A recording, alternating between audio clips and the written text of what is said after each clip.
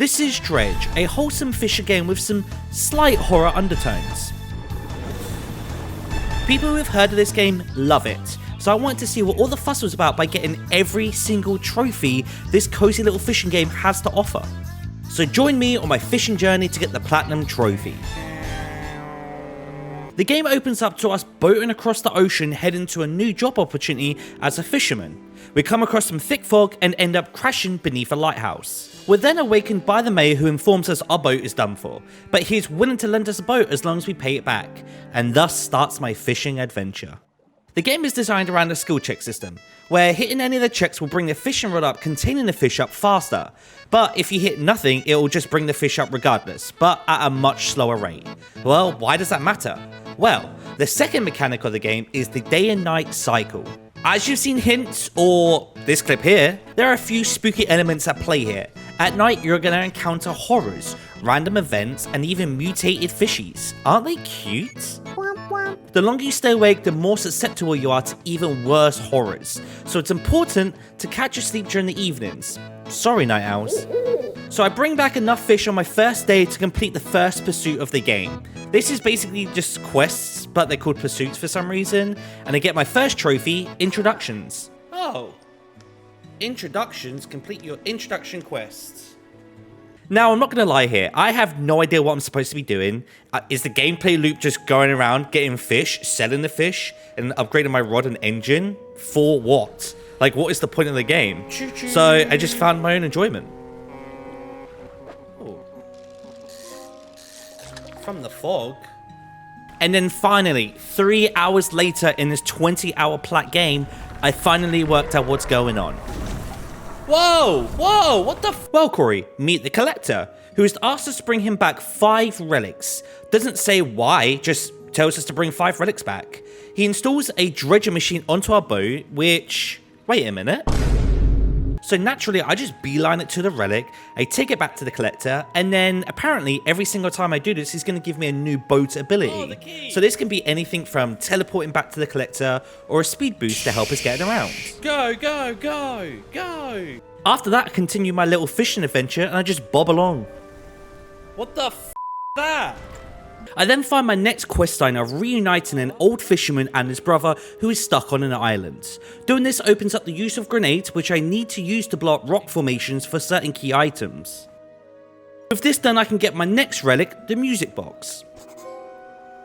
The secrets! This gives me my next new ability called Manifest, which is basically just a teleport that takes me right back to the collector, but with a cost. Oh, dimension bypass. As I continue to fish for more money and then the occasional dredge, I keep putting up a few other items that aren't just relics. This is wood, metal scraps, and then cloth. These are all components needed to continuously upgrade my boat, giving me more storage space for more fish, more room for bigger rods for different fish, different lights to make them bigger so I can see further, and then finally more motors and better motors to make me fast. If I go back to my full-time job and I just fish some more, mind my own business, and then finally I rack up enough money from selling those fish for my next trophy. Oh, lives for profit. And then finally I get enough materials and money to upgrade my boat hull for even more space. Hull improved. With all the fun out the way, we go back to... That's right, chat, fishing. What else do you think we're going to be doing, you idiot? It's a fishing game. What's this? Careless harvesting. Deplete a total of 25 fishing spots. Throughout the game, we've been receiving upgrade parts. This allows me to purchase new rods, engines, and other upgrades directly from the store. New rods allow me to fish from different types of fishing pools, such as volcanic or shallow, but they also give you a boost in fishing speed. And since we're fishing people... Whoa! Lifted from the deep. Hell yeah. I knew it was coming. I finally got my 3rd hull upgrade for another trophy, and then I went zoomies for 10 whole seconds for cruel heat. Though, I don't think this was 10 seconds, but alas. Haste burn above 50%. With all of those miscellaneous trophies out the way, we go ahead and find our 3rd relic, which is being protected by whatever this thing is. And to send him away, we have to do a short quest for our girlfriend the scientist that tells us how to fix the alarm system, sending the giant octopus away, allowing us to dredge the ring. The bond! Give him the ring. There are 2 other methods to catch fish in this game other than using a fishing rod, all of which we have to use to get the eventual trophies, catch all fish, and then catch all aberrations. Pretty much for the entire game, I had a trawl net on the boat, which for all the non-boat people out there just like me, it sits at the back of your boat catching any stray fish that you get. It's a great passive way to make money, and just a great way to catch the rest of the fish I need.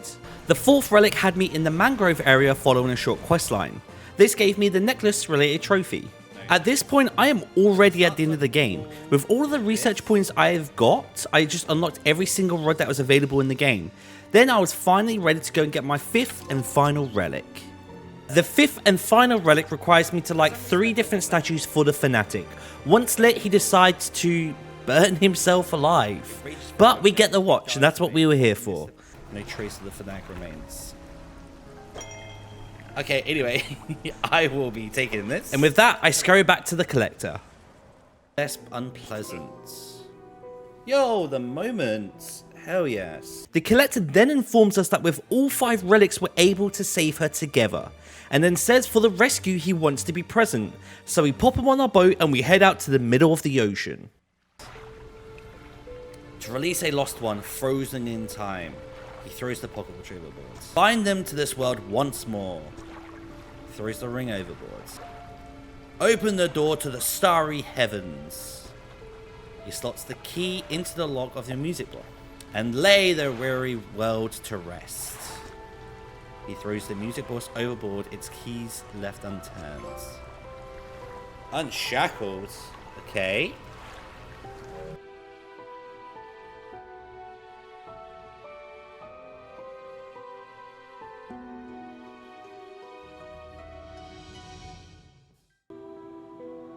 Oh, is this the bad ending? What have I done? Not like this. So obviously with that, I want to go ahead and get the good ending. And to get the good ending, I had to go and find an old mayor who is hanging on by a thread on a different island. In his ramblings, he tells us to throw it back. And I'm like the dance move? Or what are we talking about here? So I head back to the lighthouse keeper and she tells us it's the book. Throw the book back. For her and for us. With all of this information, I go ahead and confront the collector about this book. I ask about the book over and over again, ask him to give it to me. I'm him? Understand this plainly, before you sink us into despair, I know how to bring her back. I have, holy shit, what? Throw it back. You throw it into the water. Nice.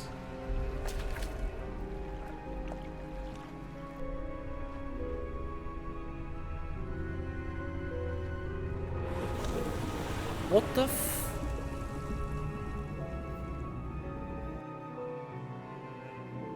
Does that mean the world is safe? Did I just save the world? Like, is there no more Cthulhu? Good ending. Hell yeah. Okay, let's go get more trophies. The last upgrade I got for my boat was actually light strength, and I got a light strength of 3000, which still doesn't really help. There it is. Light up the night. With both endings completed and most of the upgrades done, the ultimate goal here is to collect all 128 different types of fish. This includes the aberration versions of them, and most are straightforward. You know, you just find their spawn, you fish them up, and then you're pretty much good to go. But there are 3 factors to consider when you go for these fish. One of them is going to be the types of rod that you're using, one's going to be which region do they spawn in, and then lastly the time of day, with some of the fish only being available during the dead of night. I figured whilst doing this, I'm also going to knock out the oddball trophies that I left out when I was just straight up raw dogging the story. So I discarded 25 fish here because money's no longer a factor. It does. Unwanted. So in the mangrove area, you're able to buy an item called Chum, which will attract 3 different types of species that are connected to that region, which helped me with the initial grind of the basic fishies, but it also gets me a trophy. Speaking of the different regions, they are all each haunted by a different spooky big fish, and during the story, you get an ability to banish them away for a temporary amount of time. This ding dong was my 10th reason. Banisher, thank you. Crab fishing is one of the methods that you have to use in order to catch all of the fish in the games. The pots themselves are going to catch the crabs as you play, so the smart thing would have been to lay them out nice and early and then it will just catch them throughout the game. Now, I figured I'd eventually get this since I needed to catch 100, so I just got this naturally by laying 4 pots per region. Then I finally got my trophy. Then right after, I sold enough trinkets for one single McDonald's meal in 2024. I knew it. Let's go. We are flying. I mentioned earlier that you get a lot of abilities from just handing in the relics early in the game, but one I didn't talk about was Spyglass, which I was like, okay, what if I don't like role-playing? Well, the Spyglass actually lets you see what fish you're going to catch from a certain pool from a distance. And this was probably the most used skill I had to find all 128 fish. There it is. Prey sighted. Just one of every category. Another free burger trophy was collecting enough research points to research all engines. But with this, I can unlock the Turbo Time engine. And so now it's time to do the thing I hate the most in games, and that is complete the side quests. Thankfully, in this game, there are only 12, and majority of them just required me to hand in certain types of fish. So really, not too bad. All side quests done, one way or another. Here we'll knock out another research related trophy. Hell yeah. For the trophy perfect packing, you have to fill in every empty slot on your boat, either with fish, relics, trinkets, really anything. So I randomly got this when collecting all of my crabbies. No! I got a full set of crabs and I weren't recorded. And then finally, after more dredging, I finally finished my last hull upgrade for my boat to get the maximum capacity. And then very shortly after, my final research, which was for getting all of the nets that are available in the game. So let's talk about fish shrines. There are 5 shrines in total, representative of each island that you're going to visit. And they aren't technically a side quest, but it is a trophy, so we're going to do it. Now each shrine is going to require you to put in a certain type of fish. It could be an aberration, could be a crab, but it basically works like a little mini puzzle. Doing so is going to spew out a reward that's going to help us in some way, such as increasing the chance to fish an aberration. Doing all 5 rewards us with a trophy.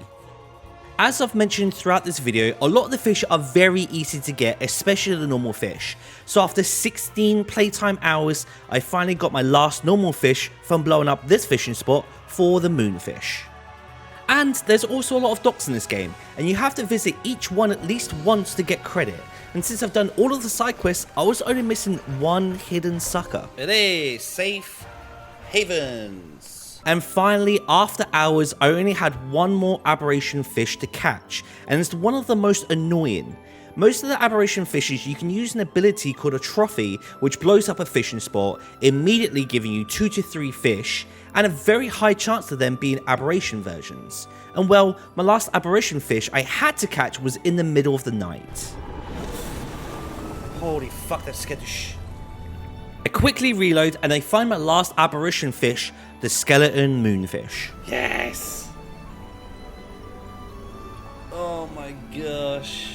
One of the last trophies I needed was to use the ability a trophy but from a distance. Now this took a lot of trial and error because I kept being too close, but finally being far enough away and using the ability finally got me the trophy. And then finally, the last trophy I needed was to fill every single equipment slot.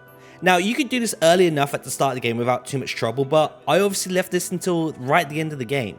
This was kind of awkward, but after messing around and using some old rods and equipment, I was able to completely fill up every single slot.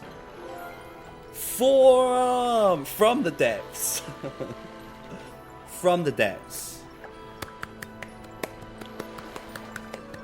And with that, I will see you in the next one.